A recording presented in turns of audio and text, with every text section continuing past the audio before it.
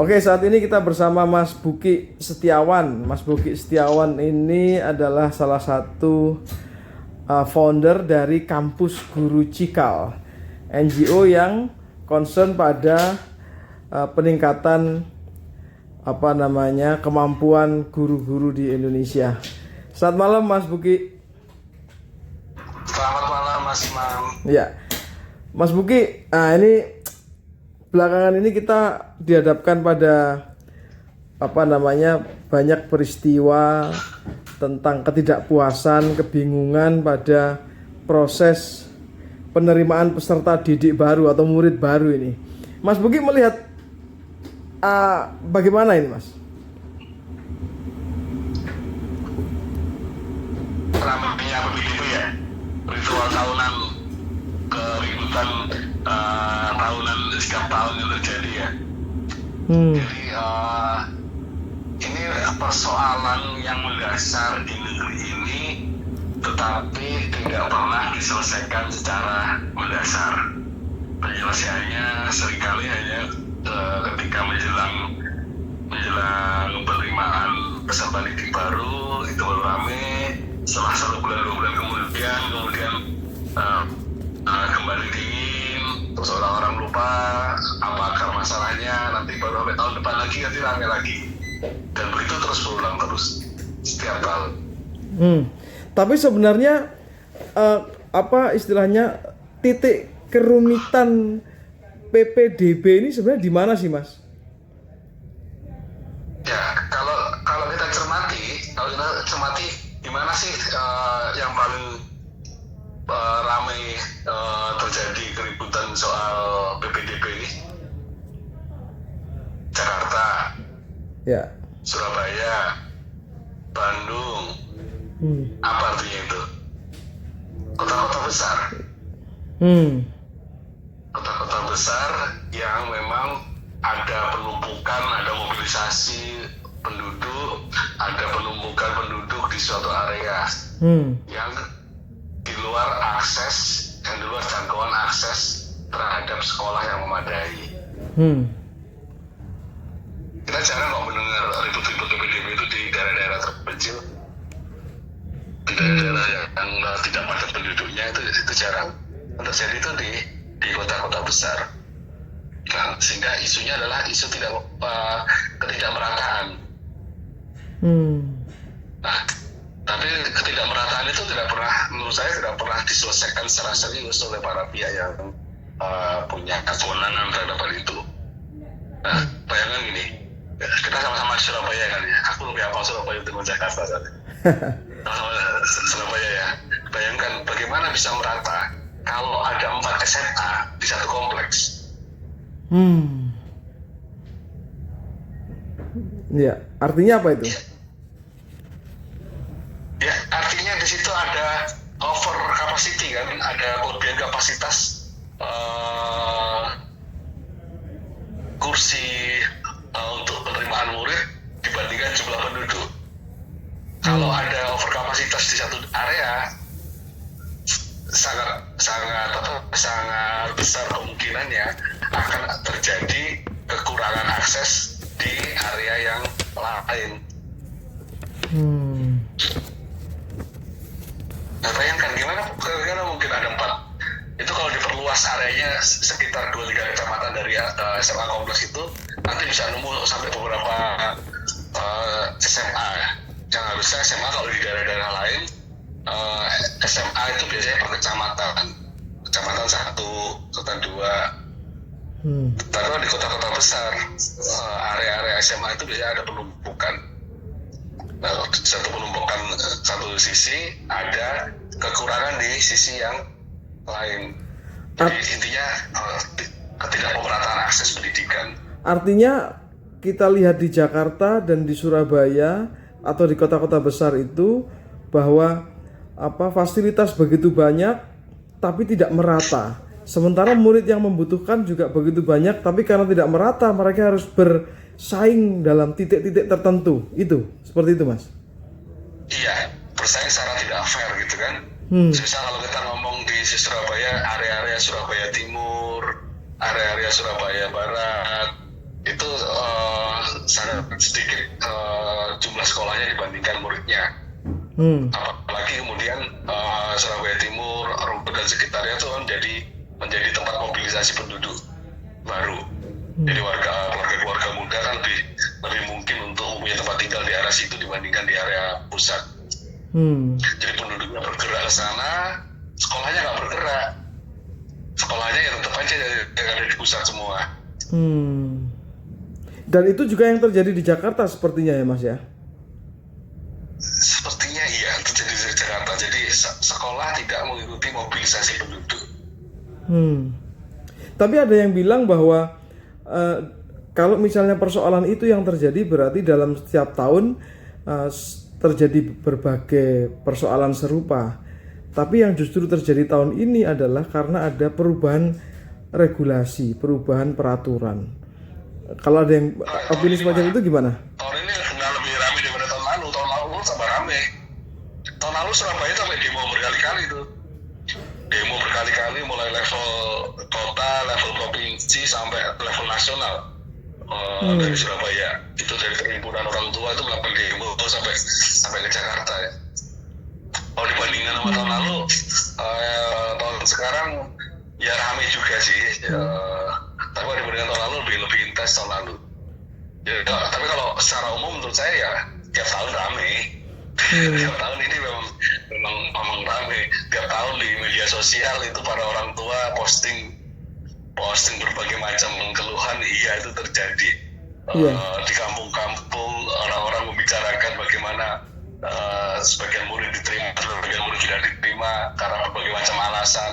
Kalau tahun lalu karena alasan jarak, selisih berapa meter, tahun ini mulai ada isu soal usia, selisih usia sedikit kalau nggak keterima, kayak gitu-gitu. Ya, intinya adalah apa yang seharusnya dilakukan pemerintah dengan kondisi semacam itu. Oke, siap. Jadi kalau situasinya sekarang itu situasinya sudah situasi serba salah.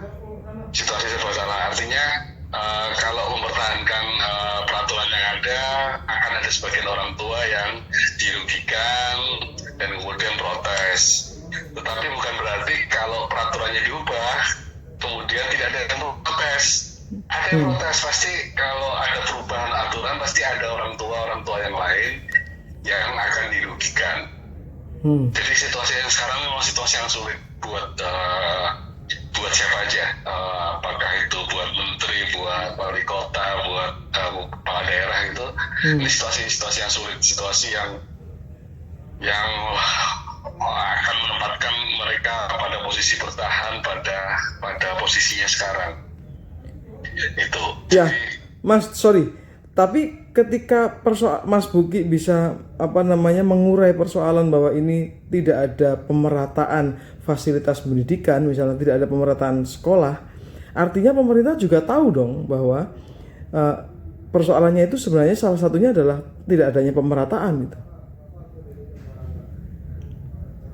Tahu lah, tahu datanya ada kok. Ya, artinya terus kenapa? Satu yang simpel kan sebenarnya, secara logika simpel kan. Tinggal satu kecamatan, berapa jumlah warga penduduknya, berapa jumlah penduduk dengan usia di bawah 18 tahun. Pasti kan datanya ada semua sebenarnya. Dan sudah bisa ditebak juga apakah kecamatan itu akan kekurangan kursi atau kelebihan kursi, kan sudah juga bisa ditebak. Artinya ketika tidak ada perubahan, berarti pemerintah memang merasa itu bukan problem gitu. Iya, masalahnya gini loh. Masalahnya pada satu sisi pemerintah pusat itu, pemerintah secara keseluruhan punya amanah untuk melakukan pemerataan pembangunan, termasuk pemerataan akses pendidikan. Kuncinya di zonasi. Tetapi ada juga, saya lihat di daerah itu ada sikap defensif dari sejumlah pemerintah daerah bahwa daripada harus menggunakan zonasi, mending nggak usah pakai zonasi. Jadi zonasi itu juga diterima dengan setengah hati. Kenapa sih yang zonasi? Apa sih pakai zonasi itu hanya yang bikin rumit masalah aja. Udahlah, dites nanti siapa yang paling pinter itu diterima. Itu yang paling gampang.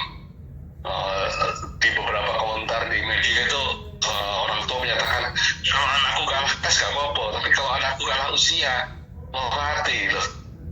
Padahal sama-sama kalah kan, sama-sama nggak masuk sekolah negeri. Kenapa kalau kalah karena usia lah sakit hati, terus kalah karena tes nggak sakit hati?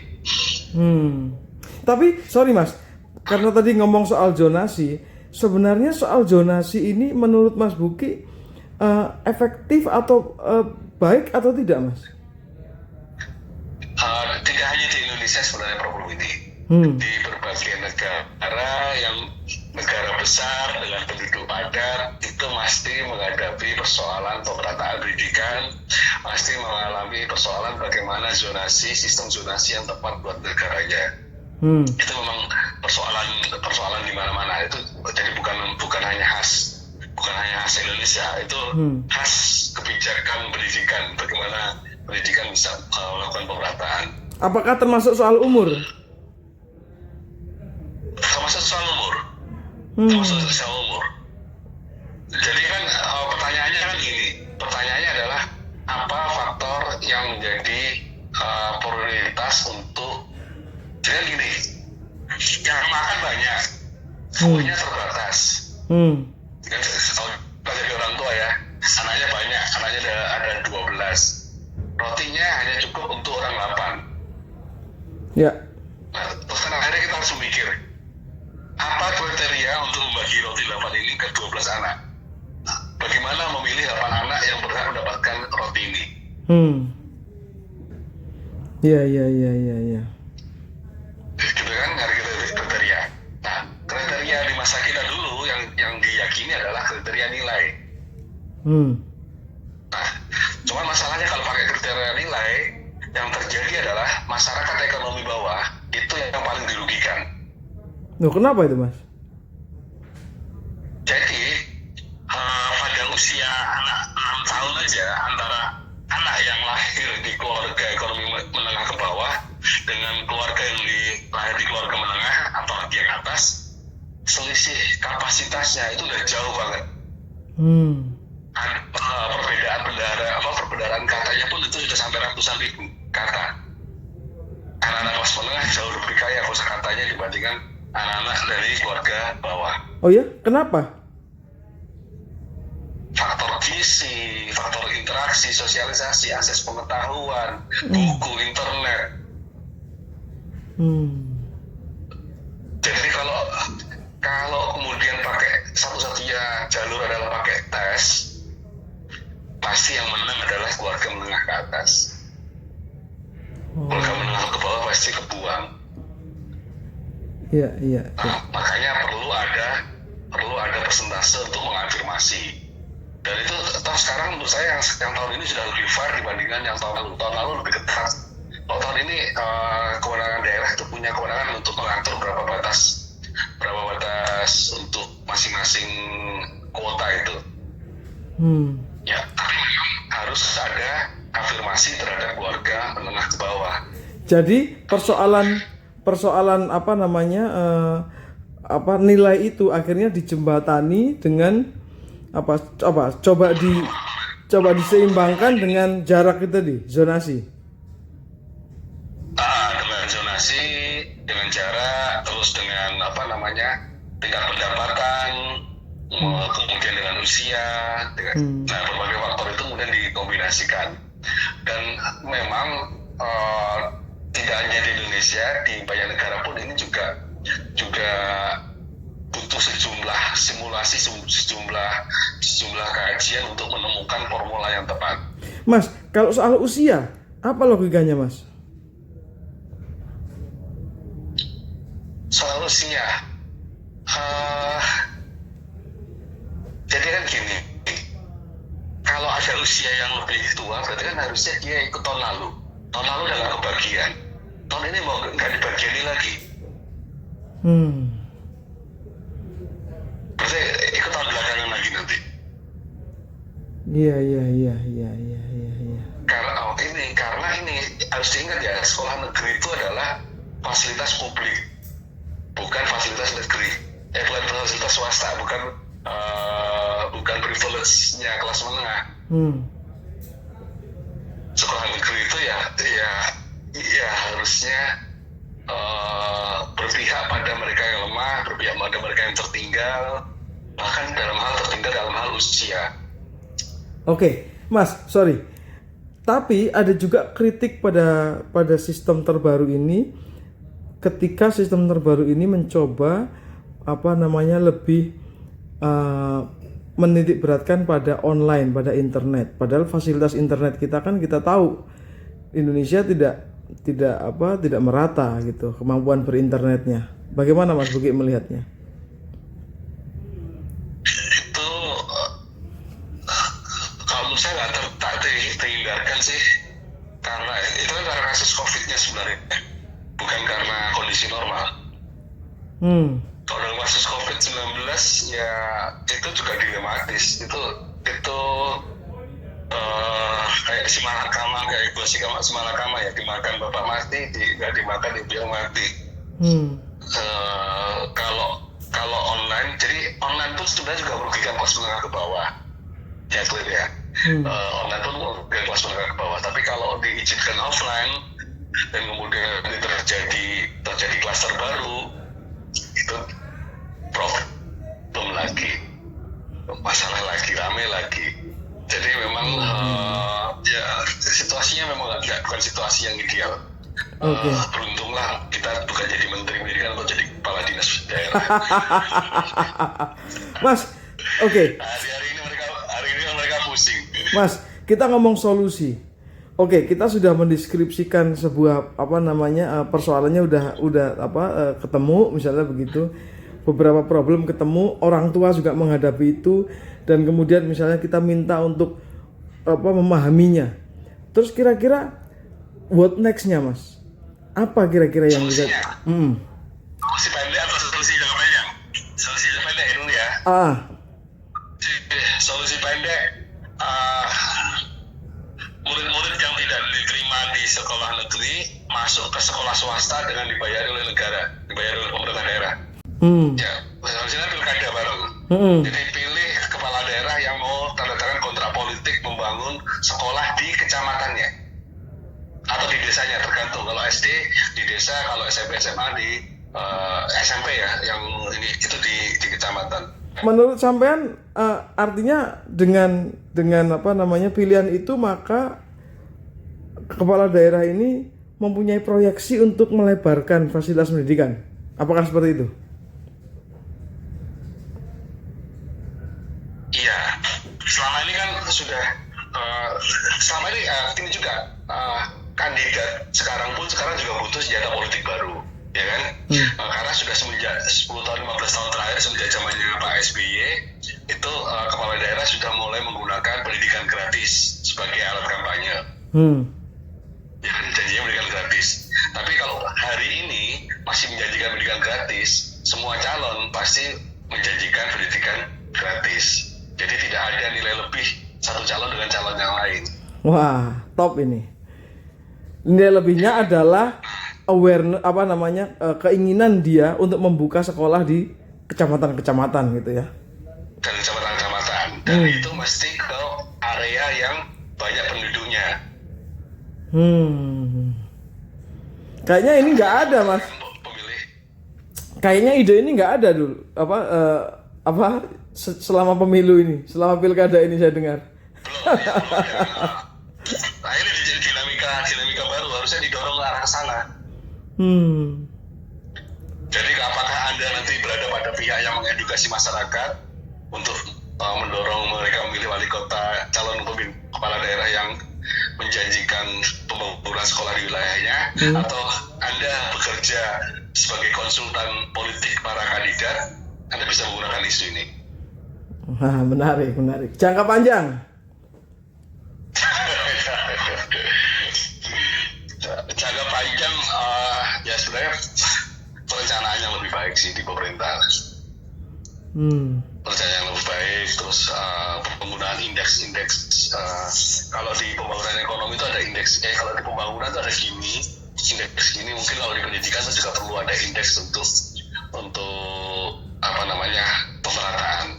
Pemerataan persekolahan. Jadi nanti bisa terdeteksi kecamatan ini indeks sekolahnya itu berapa, sehingga itu juga bisa jadi acuan buat para pihak yang terlibat untuk memilih tinggal di suatu area.